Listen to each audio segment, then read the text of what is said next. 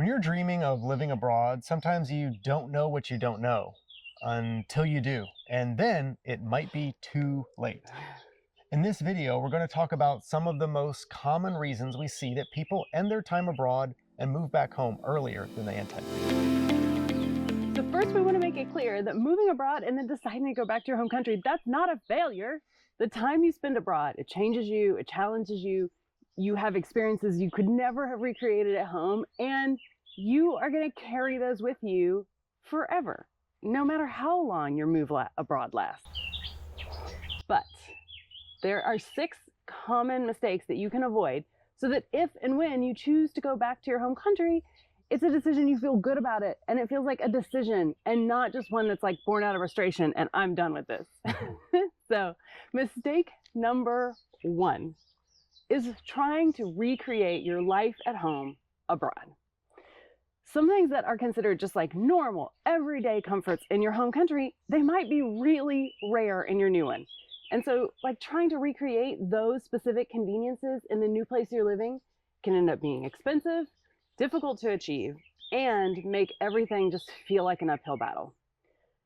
The irony here is that most of us move abroad to experience something different, and then when it's actually different, it can feel a little like, what the heck is this? I don't like this at all. Take me back. This is so true. We actually experienced this almost immediately after arriving in France with the lack of window or mosquito screens. This seems like a silly little thing. We know. But we found this very surprising because in the US, screens are very common and found on nearly every window, every house, all over the country. But window screens here are quite rare. And since air conditioning is also a bit hit and miss here in France, it means that you're opening up your windows at night to let in the cool air. This works great in theory. Right. I love the idea until all the bugs in the village fly into your bedroom with you. Not great company. This situation and combination made no sense to us at all. Either put in some air conditioning and you can keep the windows closed, or put up some simple screens. This is a really easy solution, right? But then we realized it's not actually that easy. Shutters in France, they're not decorative like you see in the US, where they're just like nailed on to the sides of the windows to create the French country look. They're actually a simple, cost-effective way to regulate the temperature inside your home. You open and close them at various times of the day to either allow in or reflect out the sunlight. So, you know what you have to do to be able to reach your shutters? You gotta lean out the window. Having a screen between you and the shutters makes this pretty challenging. So we still miss screens, but it makes more sense to us now, along with all the irregular window sizes for older houses, that they are so rare in France. And you know, the takeaway here is just to commit to start living like a local from the very beginning. For the stuff that you find annoying or frustrating, we found the best remedy is to very first, try to understand why people do it the way they do it. Yeah. Then, armed with that knowledge, you can make a much better decision if you'll adapt permanently or if it's worth that little bit of extra effort to bring your own culture kind of into your new life abroad. Yeah. And obviously, screens are not the biggest cultural adjustment, but that's kind of the point. There are going to be lots of adjustments, lots of things, both big things, small things. Right. They're all going to hit you at the same time, and you've got to figure these things out. And I do really miss the easy convenience of screens on every window, but I'm no longer constantly bewildered and frustrated as to why they aren't more common here. And I've just made peace with it. And we're going to order some for the new house. We are. Ones that roll up and down so we can still open and close the shutters. Okay, number 2 is not devoting enough time necessary to understand and follow up on all the various immigration procedures and paperwork that you'll encounter. Now, nobody wants to do it. Nobody. Absolutely nobody. Not even French people. No. But from what we understand. It will send you home faster than anything else. Absolutely nobody plans on being the idiot who gets kicked out of the country because you just never got quite around to filling out those forms and sending them in. But those idiots do exist. We see them. So just don't be that guy. Put a date on your calendar, follow up on things that need to get done, get help if you need it. There are resources that are available. You can figure that out early. And absolutely do not wait until the last minute. Let's say that again a little louder. Do not wait until the last minute. This is crucial. Yeah, things just take a little bit of time here in France and probably anywhere abroad. So get these things done early. Yeah. Okay, what is number 3? Number 3 is not finding and connecting with a community as quickly as you reasonably can in your new home. And this is going to vary person to person. Some of us are much more social than others, but what I'm talking about here isn't exactly about your social life. And this could be expats, this could be locals, this could be any group. But I'm talking about making a connection that it feels like someone in your new home knows you're here. No matter what, you're going to miss your friends and family in your home country, and no one's going to be able to replace them. Yeah. But if you can find some local connections quickly, regardless of if it's, with locals or expats, it just makes a huge difference in how isolated you may feel, especially in the beginning when you might still be learning the language. One of my friends who moved here to France on her own 13 years ago, and at the time, she spoke very little French, but she bought a house and she marched over to her neighbors and introduced herself, even though she felt so nervous how they might receive her as a foreigner. It took some courage to go knock on that door. Yeah. But these neighbors, in the tradition of so many kind French people we've met, which made me feel emotional all of a sudden, they immediately invited her to the local village meal. And because they were worried that my friend wouldn't know that she was expected to bring like her own table setting, which is very common with community meals for sustainability and minimize trash. So they brought a setting for her. And so she arrived feeling a little uncertain about how it was going to go, what the meal would be like.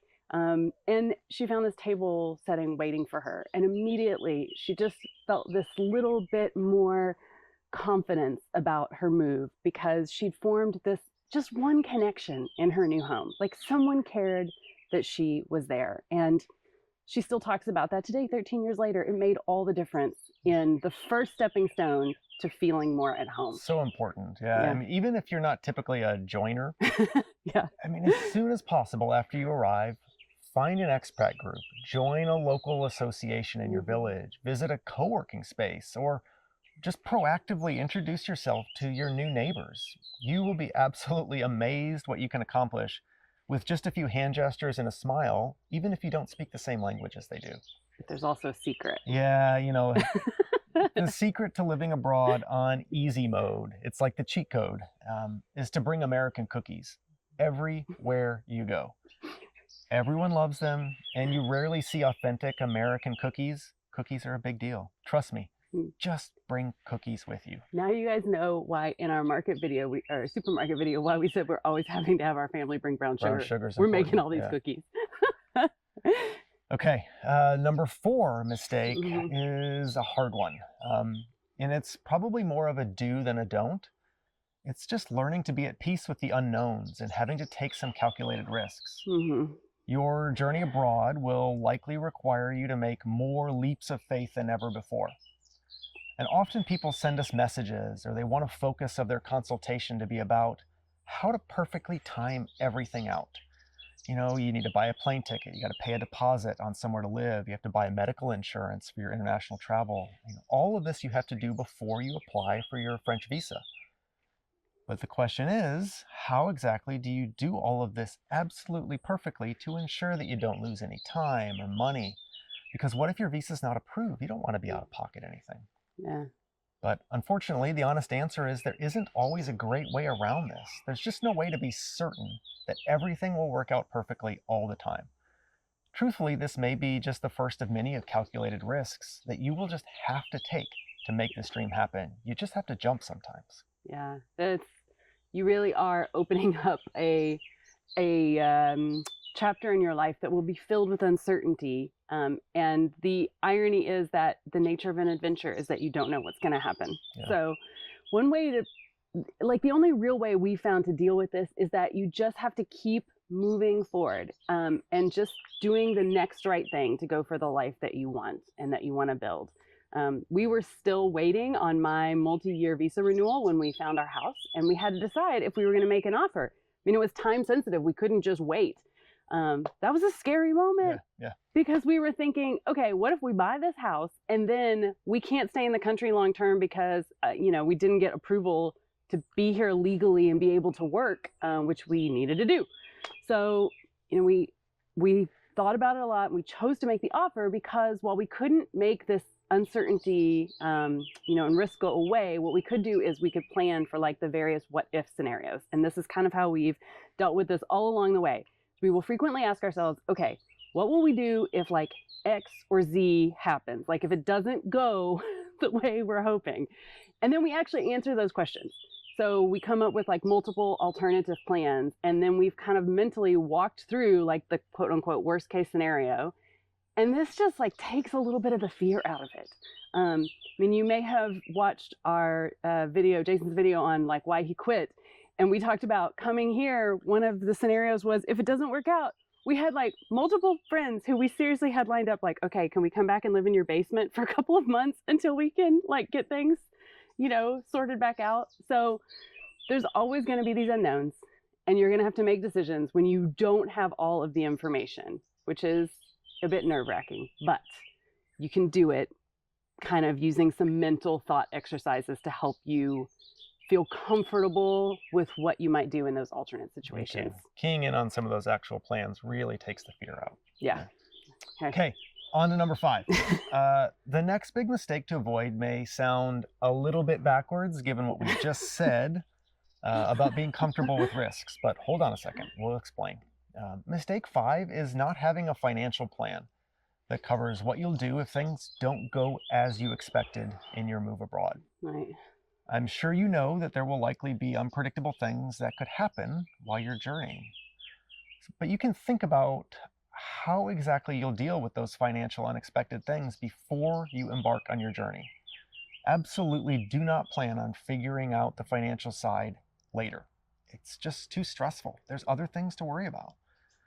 And what this looked like for us personally was to think through a few major scenarios before we left and how we might handle each one financially. Mm-hmm. Some of these we thought, this is going to be expensive and unfortunate, maybe really terrible. But if need be, this is exactly what we can do for this. Yeah. And this contingency planning is going to look different for absolutely everyone. And for us, it meant that we might have to take money out of our 401k, our tax advantage savings account in the US. This would require us to pay a big tax penalty. Mm-hmm.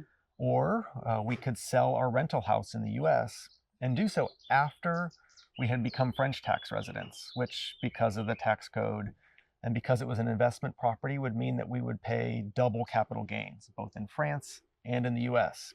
Not optimal. Yeah, neither of those would be ideal tax minimization strategies. But they would have been also very difficult to accept if we had to think about them in the moment. Yes. For whatever stressful situation was going on in that moment of sudden need. Yeah. We thought through like, when would we do these things if, and I think because we made these decisions before we left, before we were in a stressful situation, we'd already made peace with these things and what they needed to be, that these are just the things we would need to do. And we were okay with that then. Yeah. It just made it easier to know in advance that I've gotten through this, I've made peace with it, let's go forward. Yeah. So I just realized those two are actually very similar, but I think one is kind of focused on, your life decisions, and one is more of like financial what ifs. So. Okay. The next reason we see that people go home early is, that the reality of their new life isn't what they hoped for. Yeah. I think this is actually the scariest item on the list. Yeah. Because no matter like how much research you do, there's just, and even if you visited the country you're moving to multiple times before, like there's no way to really know what it's going to be like before you're actually there. Yeah. You can watch YouTube, but it's not the same. And especially if your life in your home country is pretty good, then I think this can even feel more risky, because you're like, oh, it's kind of easy to leave when you're like, this situation's crap. But if your life is pretty good, it can be even more scary. Like, what if it's not the same or better? So, and on top of this, like if you're planning a big lifestyle change that comes with the move. So for example, you know, you are going to move from a big city to the countryside. That's sometimes then it can be, you know, difficult to separate if it's not what you had hoped. Like, is it this big lifestyle change, or is it the foreign country I'm living in? Is it the place? It's hard to separate those two. You know, like she said, if you're coming from the big city, you've got the hustle, the bustle, the noise, the people. And maybe you're dreaming of going out to the tranquil French countryside. I mean, it is tranquil here. I think you can hear the birds all around us. They're so loud sometimes. So loud. We love them though. But you arrive maybe and you realize, you know what? I can't actually walk everywhere. I still do need a car sometimes. And I actually miss some of the conveniences of a larger, bigger city. And maybe if the birds would be quiet, it's just a little bit too quiet for my particular desires. Yeah, you can miss that energy of the city. And you cannot get takeout delivered no matter how tired you are. It's just not there in a lot of places. Yeah. But you don't realize any of this until you try it. And if you realize that a place isn't for you, it's just okay to move and try someplace else. And I know that sounds very obvious, but sometimes after you get here, or wherever your abroad place is, because it was so much work and you feel very invested in this past decision on this is the locality for me, you really, really, really want to make it work in this location that you chose. And you know, there's going to be days, no matter what, no matter where you are, no matter how perfect this place might be, where you just want to pack it in. You're like, I'm done here. Why did we do this? This is so hard. Why is everything so exhausting? Those days are going to happen no matter what. And we're not really talking about those days. Instead, the situation is you've been here for a while, you've settled in, you've figured out which bakeries import their croissants, which ones actually make their own. Happens more than you would think. It takes a little time to figure out. But at that point, you realize maybe this place is just not quite the right fit for me. And it is a pain to move, absolutely. It takes time, it takes money, and you're in that situation where you know it's possible I won't like the new place. Yeah. I mean, this happened to us our second year after we realized we did love village life, but we needed a place that was like just a little bigger with a few more daily essentials that we could walk to, which we talk about in this video. But moving meant Juliana had to change schools again, bless her heart. And we'd be further from a train station, which we did want. So, and then we also had to give up. We have 2 boulangeries now, but that 24-hour baguette machine, so nice. You don't have to worry about opening hours at all. You can walk any time of day and grab a baguette. We had to give that up. But overall, like, our current village is just a better fit for the lifestyle we want day to day. And we couldn't have known that before we'd lived here for a while. Yeah, absolutely. You know, almost every expat we know that has been here for a while, they just didn't stay in the first place that they landed. And there are lots of different reasons they chose to move. So I think it's important to know that this is normal. It's very normal. You didn't do anything wrong. You didn't make a bad decision. There's just only so much that you can research and figure out from afar. Yeah. So, I mean, the whole point of this is if it's not what you imagine, don't give up. You know, just try to figure out like what you liked, what you didn't like, and then, you know, look for a place that's a better fit. And the beauty of this is that second place is just always going to be more informed because you're here already. Yeah, it's the best time. Yeah. If you're considering a long sabbatical or a move abroad, you might enjoy our inspiration playlist coming up at the end. Thanks for watching. A biento.